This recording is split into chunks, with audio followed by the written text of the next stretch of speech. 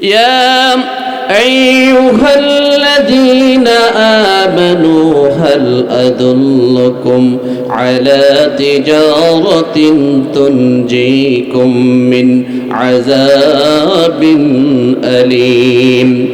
হে ঈমানদারেরা, হে দুনিয়ার বিশ্বাসীরা, ও মুমিনগণেরা, আমি আল্লাহ রব্বুল আলামিন কি তোমাদেরকে এমন একটি ব্যবসার সন্ধান দেব না, এমন একটি বাণিজ্যের কথা বলবো না, এমন একটি বিজনেসের কথা বলবো না?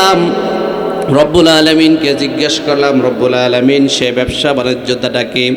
আল্লাহ রব্বুল আলামিন বললেন, হাল আদুল্লুকুম আলা তিজারাতিন তুনজিকুম মিন আযাবিন আলীম।